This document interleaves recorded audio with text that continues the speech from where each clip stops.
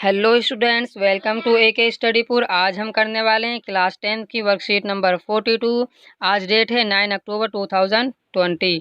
तो चलिए हम अपने क्वेश्चन आंसर को देख लेते हैं। तो ये जो प्रश्न दिए गए हैं बड़े ही इम्पोर्टेंट है, तो हम एक एक करके सभी प्रश्नों को हल करते हैं।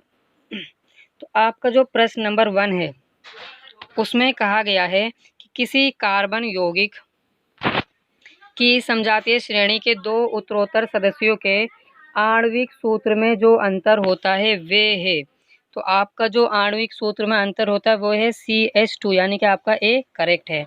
एंड सेकंड वाले में एथेन C2H6 के एक अणु में कितने से संयोजी आबंध होते हैं? तो आपके 7 आबंध होते हैं। आपका तीसरा प्रश्न है कि कार्बन यौगिकों के क्रम में दूसरा सदस्य जिसका सामान्य सूत्र CnH2n का सूत्र है। तो आपका जो ये है C2H4, यानी कि थर्ड क्वेश्चन आपका करेक्ट है। फोर्थ में कि डैश और डैश कार्बन के दो अपर रूप हैं। तो इसमें है पहला है ग्रेफाइट, इस प्रकार से ग्रेफाइट, एंड दूसरे में जो है वो है आपका हीरा। आपका फिफ्थ क्वेश्चन है कि डैश और डैश जैविक यौगिकों के आवश्यक घटक है। तो आपका इसका आंसर है कि पहला हो जाएगा आपका कार्बन और दूसरा है आपका हाइड्रोजन।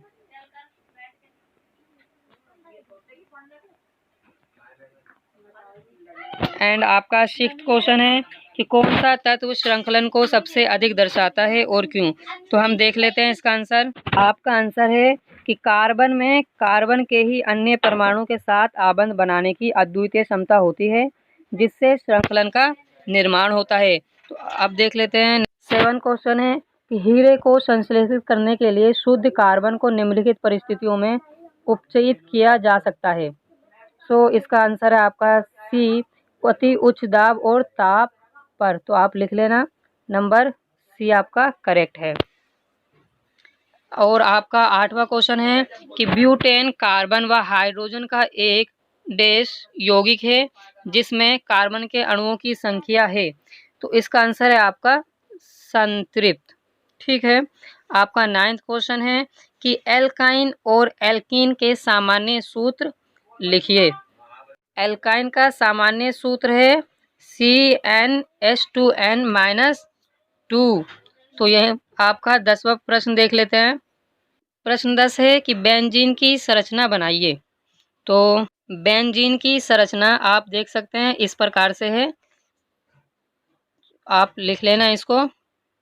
अब हम लघु उत्तरीय प्रश्न को देख लेते हैं। तो पहला प्रश्न है कि हाइड्रोकार्बन क्या है, उदाहरण दीजिए। तो इसका आंसर है आपका हाइड्रोकार्बन एक कार्बनिक रसायन, एक यौगिक है जो विशेष रूप से हाइड्रोजन और कार्बन परमाणु से बना है। उदाहरण एथेन, मीथेन, प्रोपेन आदि। आपका सेकंड क्वेश्चन है कि कार्बन उत्कृष्ट गैस विन्यास कैसे प्राप्त करता है? कार्बन अपने अन्य परमाणु अथवा अन्य तत्वों के परमाणु के साथ संयोजकता इलेक्ट्रॉनों की साझेदारी अणुओं का निर्माण करते हैं तथा उत्कृष्ट गैस विन्यास की स्थिति को प्राप्त करते हैं। आपका थर्ड क्वेश्चन है से संयोजी यौगिक विद्युत का कुचालक क्यों होते हैं? तो इसका आंसर है कि परमाणु के बीच इलेक्ट्रॉनों की साझेदारी होती है और आवेशित कण बनते हैं, इसलिए ऐसे से संयोजी यौगिक विद्युत कुचालक होते हैं। आंसर आपका क्वेश्चन 4 है कि कार्बन यौगिकों की समजातीय श्रेणी को ये नाम क्यों दिया गया है? समजातीय श्रेणी के दो उत्तरोत्तर सदस्यों के रासायनिक सूत्र लिखिए और बताइए कि इनका कौन सा भाग निर्धारित करता है। तो आपका जो पहला है भौतिक गुणधर्म और रासायनिक गुणधर्म। आपका आंसर है कि यौगिकों की ऐसी श्रृंखला जिसमें कार्बन श्रृंखला में स्थित हाइड्रोजन को एक ही प्रकार का प्रकार्यात्मक समूह प्रतिस्थापित करता है उसे समजातीय श्रेणी कहते हैं। सॉरी, ये समजातीय होगा, समजातीय, इस प्रकार से समजातीय श्रेणी कहते हैं। सूत्र है CH3OH और C2H5OH। जैसे मेथेनॉल, तथा एथेनॉल एक ही समजातीय श्रेणी के सदस्य हैं। तो ए देख लेते हैं हम कि कार्बन श्रृंखला CH3 और C2H5 द्वारा भौतिक गुण निर्धारित होते हैं। बी है कि प्रकार्यात्मक समूह OH द्वारा रासायनिक गुण निर्धारित किए जाते हैं। आपका प्रश्न नंबर 5, समजातीय श्रेणी के यौगिकों की 3 विशेषताएं लिखिए। तो आपका आंसर है समजातीय श्रेणी की 3 विशेषताएं निम्न हैं। पहली कि श्रृंखला में सभी यौगिकों का सामान्य सूत्र समान है। बी, उनका एक ही प्रकार्यात्मक समूह होता है। आपका सी है कि उनके भौतिक गुण जैसे गलनांक, क्वथनांक आमतौर पर श्रृंखला में आणविक सूत्र की वृद्धि के साथ क्रमिक परिवर्तन दिखाते हैं।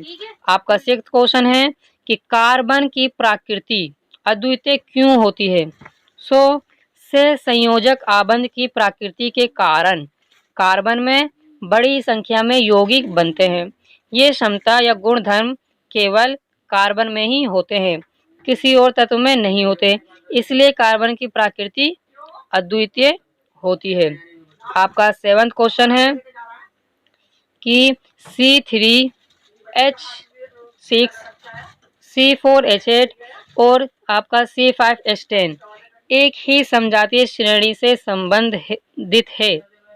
तो आपका आंसर है कि इनको पढ़ना के बढ़ते क्रम में इन हाइड्रोकार्बन को लिखना है। पढ़ो और बढ़ते क्रम में लिखो। तो पहले का आंसर है कि C3H6 उससे बड़ा C4H8 उससे बड़ा C5H10 होता है। आपका दूसरा ऑप्शन है कि C5H10 का गलनांक एवं क्वथनांक C4H8 से अधिक क्यों होता है। तो आंसर है क्योंकि आणविक द्रव्यमान के बढ़ने के साथ गलनांक एवं क्वथनांक में वृद्धि होती है। आपका तीसरा ऑप्शन है कि इन यौगिकों के नाम लिखिए। तो इसका आंसर है यौगिकों के नाम। पहला है आपका C3H6 प्रोपीन, दूसरा है आपका C4H8 यानी ब्यूटीन, तीसरा है C5H10 यानी कि पेंटीन।